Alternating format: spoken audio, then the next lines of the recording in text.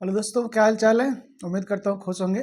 आज मैं class 10th ISC जो है आपका बोर्ड है जो उसका इकोनॉमिक्स का चैप्टर लेके आया हूँ। और वो चैप्टर का जो नाम है दोस्तों वो है आपका थ्योरी ऑफ डिमांड का एलिमेंट्री थ्योरी ऑफ डिमांड।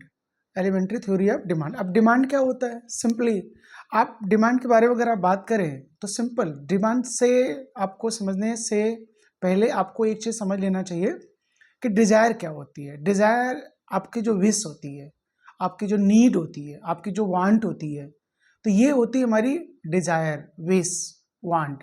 अब इस वांट्स को सेटिस्फाई कैसे करेंगे हम? तो इस वांट्स को सेटिस्फाई करने के लिए हमें चाहिए गुड्स, हमें चाहिए सर्विसेज। अब हम क्या करेंगे? गुड्स की नीड को कंप्लीट करना हमें, तो नीड जो गुड्स की नीड हमें कंप्लीट करना है वो कैसे होगी? तो कहीं ना कहीं आप गुड्स के लिए क्या करोगे? आप wish two by, billing two by, आप उसको खरीदना चाहोगे। तो ये जो खरीदना चाह रहे हो ना किसी पर्टिकुलर गुड्स को, तो वही उस पर्टिकुलर गुड्स की क्या हो जाती है दोस्तों? डिमांड। तो सिंपली डिमांड मीन्स आप अगर रिफर्स टू द क्या, सिंपल एक वर्ड में एक पर्टिकुलर प्राइस पे, एक पर्टिकुलर प्राइस पे और जो कमोडिटी है, एक स्पेसिफिक क्वांटिटी जो आप मांगते हो एक पर्टिकुलर प्राइस पे, आप उसमें प्लेस भी ले सकते हो, पर्टिकुलर प्लेस भी ले सकते हो।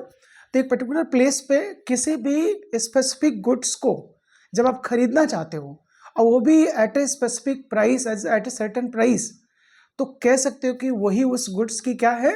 डिमांड है। तो डिमांड्स मीन्स क्या? Willing two by, willing two by a certain goods, a certain goods at a specific price, at a specific place, that's a call demand. Okay तो डिमांड जब हमने गुड्स की तो गुड्स हम purchase किए, तो goods हमारे पास आया, तो हमारी वांट्स को क्या करेगा वो? हमारी विश को क्या करेगा वो? हमारी नीड को क्या करेगा वो? सेटिस्फाई करेगा। That's called demand. अब हम बात करते हैं फीचर ऑफ डिमांड का दोस्तों। तो फीचर ऑफ डिमांड्स की अगर हम बात करें तो कहीं ना कहीं एक specific desire of the quantity वहां पे होगा। तो डिजायर ऑफ द क्वांटिटी यानी हम कितनी क्वांटिटी में कोई गुड्स खरीदना चाहते हैं, कितना हम उसका वॉल्यूम खरीदना चाहते हैं, कितना वो होगा क्वांटिटी वाइज, है ना। तो डिजायर वो स्पेसिफिक गुड्स की डिजायर होगी क्वांटिटी। ओके तो एक फीचर तो हो गया दोस्तों हमारा क्वांटिटी। तो क्वांटिटी क्या है? स्पेशली हम कह सकते हैं उसको नीड गुड्स एंड सर्विसेज, है ना।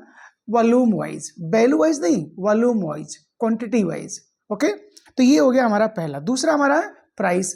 जब हम कोई गुड्स खरीदने जाते हैं दोस्तों तो कहीं ना कहीं हम एक पर्टिकुलर उसके लिए प्राइस पे करना चाहते हैं, या कहीं ना कहीं वो पर्टिकुलर प्राइस पे हमें प्रिवेल होता है, यानी हमें वो अवेलेबल होता है। तो कहीं ना कहीं गुड्स की हमारी क्या होगी? प्राइस।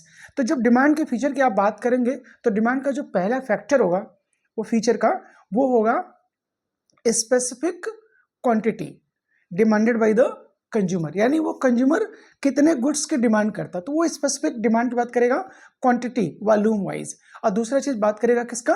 प्राइस का। तो एक पर्टिकुलर प्राइस होगा, उसी प्राइस पे कोई भी गुड्स कोई भी कंज्यूमर खरीदना चाहेगा और बेचना चाहेगा। तीसरा जो टर्म्स है दोस्तों वो है टाइम का, यानी वो किस टाइम पे आप खरीदना चाहते हो। अभी मैंने बोला ना आपको, एक पर्टिकुलर टाइम पे और एक पर्टिकुलर स्पेसिफिक प्राइस पे। तो कोई भी जो कंज्यूमर है वो willing two by a particular goods and services. तो कोई भी पर्टिकुलर गुड्स एंड सर्विस अगर वो खरीदना चाहता है तो उसके लिए क्या करेगा? वो प्राइस होगा डिसाइडेड, और किस टाइम पे चाहिए, जब उसको नीड सेटिस्फाई करनी होगी, जब उसकी डिजायर को हमें क्या करना पड़ेगा? सेटिस्फाई करना पड़ेगा, उस टाइम वो खरीदने की बात करेगा। ओके तो तीन फैक्टर दोस्तों याद रखिएगा आपका डिमांड के फीचर में। पहला specific quantity of the goods, okay दूसरा आपका प्राइस, एक पर्टिकुलर प्राइस होगा जिस पे हम गुड्स एंड सर्विसेज को परचेज करना चाहेंगे, खरीदना चाहेंगे एज ए कंज्यूमर। और तीसरी जो चीज है वो है आपका टाइम। तो time is also most important factor to decide the demand. Okay अब हम बात करते हैं टाइप्स ऑफ डिमांड का। टाइप्स ऑफ डिमांड क्या होता है? सिंपली एक डिमांड होता है पहला जो ज्वाइंट डिमांड। अब ज्वाइंट डिमांड में क्या होता है? सिंपली दोस्तों एक साथ दो गुड्स की डिमांड हो जाए, एक साथ टुगेदर, है ना, या ज्वाइंटली आप गुड्स की डिमांड कर लो, two more than two goods, तो इसको आप बोलोगे क्या? Joint demand. तो ज्वाइंट डिमांड में क्या? Simply refers to two more than two goods demanded by the consumer at the same time, at the same time. और वो भी दोनों तीनों जो गुड्स आपका आएगा वो सारा एक साथ, है ना। तो two more than two goods demanded by the consumer together at a particular price at a particular time. Okay, तो ये हो जाता है हमारा दोस्तों जॉइंट डिमांड। अब लाइक आपको चाहिए जैसे इंक है और इंक के साथ आपको पेपर चाहिए, कार है, कार के साथ आपको पेट्रोल चाहिए, है ना, तो ये हमारा हो जाता है जॉइंट डिमांड। ओके, अब अगला हमारा डिमांड जो दोस्तों होता है वो है कंपोजिट डिमांड। क्या है दोस्तों? Composite demand. अब कंपोजिट डिमांड में क्या होता है, कोई एक गुड्स है, कोई एक गुड्स है ना, अब उस गुड्स का हम जो है कई जगह यूज करते हैं। जैसे इलेक्ट्रिसिटी आप ले लो, तो इलेक्ट्रिसिटी जो है हाउस होल्ड भी यूज करेगा, कोई जो है कंपनी है, मैन्युफैक्चरिंग कंपनी है, कोई ऑफिस है, वहां पे भी यूज होगा। तो कंपोजिट डिमांड यानी एक ही गुड्स की जो डिमांड है वो डिफरेंट डिफरेंट लोगों के द्वारा, डिफरेंट डिफरेंट टाइप्स के कंज्यूमर्स के द्वारा की जाती है। ये होता है हमारा दोस्तों कंपोजिट डिमांड, यानी a single goods demanded by different different user, single goods demanded by different different user called composite demand. Like electricity demanded by the household, by the manufacturing company, by the particular office. Okay, तो ये हमारा हो जाता है दोस्तों क्या, composite demand. उसके बाद हमारा दोस्तों आता है डायरेक्ट डिमांड।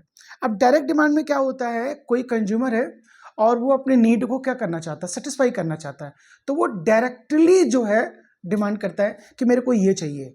तो directly demand by the consumer, या कह सकते हैं कि जो पर्टिकुलर यूजर है, और किसके लिए, अपनी नीड को सेटिस्फाई करने के लिए।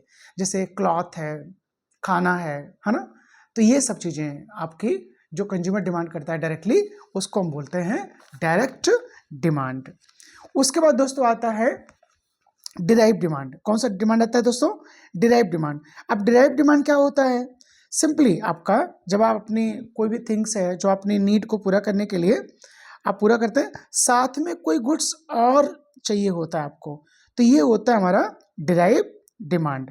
अब जैसे मान लीजिए हम बना रहे हैं साइकिल, ओके, अब साइकिल बना रहे हैं तो साइकिल का जो आपका फैक्ट्री होगा, उस साइकिल की फैक्ट्री में हमको चाहिए क्या, वर्कर। तो बना रहे हैं हम साइकिल और चाहिए हमको क्या, वर्कर। तो काम कुछ और हो रहा है, लेकिन उसकी वजह से किसी और पर्टिकुलर थिंग्स की, किसी और पर्टिकुलर गुड्स या सर्विसेज की अगर डिमांड हो जाती है तो उसको हम बोलते हैं डिराइव डिमांड। ओके, तो ये हमारा दोस्तों हो जाता है टाइप्स ऑफ डिमांड। और एक डिमांड आपका और हो जाता है जो हम लोग बोलते हैं कॉम्पिटिटिव डिमांड। क्या बोलते हैं उसको हम लोग दोस्तों? Competitive demand. मान लीजिए कोई सब्सिट्यूट गुड्स है, अब जैसे चाय है, कॉफी है, अब चाय महंगा हो जाएगा तो फिर हम क्या करेंगे, कॉफी पियेंगे। तो जब सब्सिट्यूट गुड्स की डिमांड बढ़ती है, या कह सकते हैं कि जो क्लोज गुड्स है उसकी अगर डिमांड बढ़ जाती है, तो ऐसे डिमांड को दोस्तों बोलते हैं क्या, कॉम्पिटिटिव डिमांड। तो ये हमारा हो जाता है टाइप्स ऑफ डिमांड। तो पहला टाइप्स ऑफ डिमांड में क्या बोलेंगे, ज्वाइंट, दूसरा आपका कंपोजिट, तीसरा आपका डिराइव, चौथा आपका डायरेक्ट, और पांचवा आपका composite demand, sorry competitive demand. अब ये हमारा हो गया। अब हम बात करते हैं इंडिविजुअल डिमांड का। अब इंडिविजुअल डिमांड क्या होता है, जब किसी गुड्स को पर्टिकुलर एक इंडिविजुअल पर्सन परचेज करने की बात करता है, यानी मार्केट में एक पर्टिकुलर कंज्यूमर द्वारा, अ सिंगल कंज्यूमर द्वारा जो भी क्वांटिटी गुड्स की, सर्विसेज की डिमांड की जाएगी, उसको हम बोलेंगे इंडिविजुअल डिमांड। और जब यही बहुत सारे लोग होंगे, बहुत सारे कंज्यूमर्स होंगे, वहां पे जब गुड्स एंड सर्विसेज की बात करेगा, बेचने की बात करेगा, तो ऐसी जगह पे हम लोग मार्केट डिमांड की बात करते हैं। तो मार्केट डिमांड में बहुत सारा कंज्यूमर होगा, बहुत सारे गुड्स की डिमांड होगी, और इंडिविजुअल डिमांड में एक सिंगल कंज्यूमर होगा। वो सिंगल कंज्यूमर जो है जब डिमांड करेगा तो उसको हम बोलेंगे इंडिविजुअल डिमांड। ओके, इसके अलावा हमारे पास आता है डिमांड शेड्यूल। जब हम डिमांड को, चाहे वो इंडिविजुअल डिमांड हो, चाहे वो आपका मार्केट डिमांड हो, जब उस डिमांड को हम शेड्यूल के थ्रू रिप्रेजेंट करने की बात करते हैं, टेबल के थ्रू रिप्रेजेंट करने की बात करते हैं, तो हम इसको बोलते हैं शेड्यूल डिमांड। और जब यही हम ग्राफ के थ्रू प्रेजेंट करने की बात करते हैं, तब उसको हम बोलते हैं ग्राफिकल या कर्विनल डिमांड।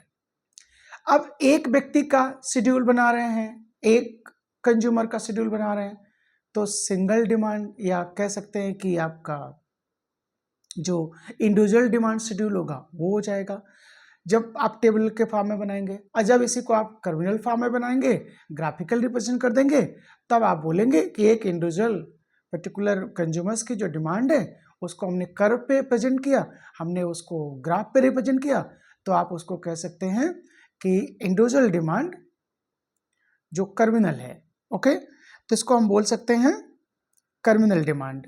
ओके, या डिमांड कर्व बोल सकते हैं। अब पर्टिकुलर पर्सन का तो सिंगल हो जाएगा, इंडिविजुअल हो जाएगा, और जब ये आप मार्केट की बात करेंगे तो ये मार्केट डिमांड शेड्यूल या मार्केट डिमांड ग्राफ हो जाएगा। ओके, तो ये हमारा हो जाता है डिमांड। ओके, अब यहाँ पे हम बात करेंगे डिमांड फंक्शन का। तो डिमांड फंक्शन में कुछ नहीं करना, सिंपली आपको क्या करना, इंडिविजुअल पर्सन, तो फंक्शन आपका साइन लगाओ और जितने भी आपके डिटर्मिनेंट हैं डिमांड के उसको आप एक साथ मल्टीप्लाई करके रख लो, वो हो जाता है आपको फंक्शन। यानी आपका डिमांड को प्रेजेंट करना एक उसमें इक्वेशन फॉर्म में क्या हो जाता है आपका फंक्शन ऑफ डिमांड। अब इक्वेशन फॉर्म में प्रेजेंट क्या करेंगे, तो जब आप डिमांड की बात करते हैं तो डिमांड को जब डिटरमाइन करने की बात होती है, डिमांड को डिटरमिनेंट की बात करते हैं, तो जब डिटरमिनेंट की बात होती है दोस्तों तो आपका पॉपुलेशन है। अब जैसे जैसे पॉपुलेशन बढ़ेगा डिमांड भी बढ़ जाएगा। आपका दूसरा इनकम हो जाएगा, इनकम जैसे जैसे बढ़ेगा आपका डिमांड बढ़ जाएगा। सब्सिड्यूज गुड्स का प्राइस अगर बढ़ गया तो उसका जो रिलेटेड सब्सिड्यूज गुड्स है उसका डिमांड बढ़ जाएगा। कंप्लीमेंट्री गुड्स का अगर प्राइस बढ़ता घटता है तो उससे आपका डिमांड पर फर्क पड़ेगा। आपका फ्यूचर एक्सपेक्टेशंस किसी गुड्स का ज़्यादा हो जाए या प्राइसेस वगैरह बढ़ने की चांसेस हो तो वो आपका डिमांड पे इफेक्ट डालेगा। आपका टेस्ट है, आपका प्रेफरेंस है, आपकी टेक्नोलॉजी है, ये सारे चीज़ें आपके डिमांड को इफेक्ट करती हैं। तो हम ये कह सकते हैं कि पर्टिकुलर कंज्यूमर का टेस्ट, प्रेफरेंस, पॉपुलेशन का बढ़ना, टेक्नोलॉजी का बेहतर होना, आपका इनकम का बढ़ना, टैक्सेस वगैरह का बढ़ना घटना, या कह सकते हैं कि आप जो है टेक्नोलॉजी का अच्छा बुरा होना, इनकम बढ़ना या घटना, ये सारे चीज़ें आपके डिमांड के डिटर्मिनेंट हो जाते हैं। अब सबसे बढ़िया चीज़ जो है, जो एग्जाम में बार बार आपसे पूछा जाता है, वो होता है सब्स्टिट्यूट गुड्स। तो सब्स्टिट्यूट गुड्स में आप चाय और कॉफ़ी लो, इसको क्लोज गुड्स बोल सकते हो, क्लोज कॉम्पिटिटिव गुड्स बोल सकते हो। यानी चाय, अगर आपका प्राइस चाय का बढ़ जाता है तो हम डिमांड करेंगे किसकी, कॉफ़ी की। अगर कॉफ़ी की डिमांड बढ़ जाती है तो हम चाय की बात करेंगे, टी की बात करेंगे। तो ये होता है substitutes goods. Okay, and after that complementary की अगर हम बात करें तो कॉम्प्लीमेंट्री गुड्स में आपका लाइक कार एंड पेट्रोल। अगर आपका कार का प्राइस बढ़ेगा तो पेट्रोल का डिमांड क्या हो जाएगा, कम हो जाएगा। यानी कि आपके एक का प्राइस बढ़ने या घटने से दूसरे के प्राइस पे इफेक्ट डालेगा। इसको हम बोलते हैं कॉम्प्लीमेंट्री गुड्स। यानी वो लाइक सेम नहीं है, सब्स्टिट्यूट्स नहीं है, वो कॉम्पिटिटिव नहीं है ना, एक दूसरे पे वो डिपेंड है कि अगर पेट्रोल बहुत महंगा बिकने लगा तो कार की डिमांड कम हो जाएगी, कार बहुत महंगी बिकने लगी तो आपके पेट्रोल की डिमांड कम हो जाएगी।